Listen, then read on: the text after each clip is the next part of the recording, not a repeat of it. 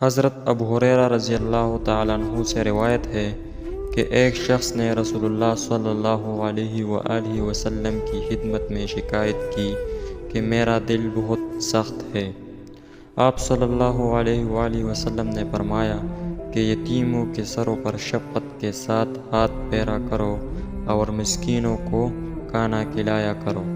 اسی طرح تمہارا دل نرم ہو جائے گا۔ کسی انسان کا دل کتنا ہی سخت کیوں نہ ہو، لیکن ایک سلیم الفطرت کا دل کسی یتیم کو دیکھ کر بھر آتا ہے جب وہ یہ سوچتا ہے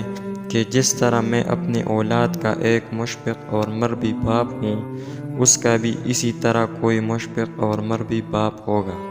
جس کی شفقت سے آج ہی محروم ہے۔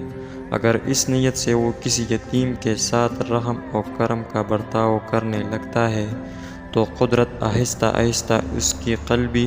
سختی کو نرمی سے بدل دیتی ہے۔ ڈاکٹروں نے ہر بیماری کے لیے الٹی سیدھی علاج گھڑ رکھی ہے، مگر کیا ہے کوئی جس کو قلبی قساوت یعنی دل کی سختی کا علاج معلوم ہو؟ یہ صرف رسول اعظم صلی اللہ علیہ وآلہ وسلم کا احسان ہے کہ انہوں نے اس لاعلاج مرض کی دوا تجویز کی، اور وہ بھی ایسی کہ جو ایک طرف تو مفت اور بے حتا ہے اور دوسری طرف یتیموں کی شیرازہ بندی اور پرورش کا ایک باعزت اور مضبوط نظام ہے۔ باعزت اس لیے کہ اس نظریہ میں یتیم سے زیادہ خود اس کا فائدہ ہے۔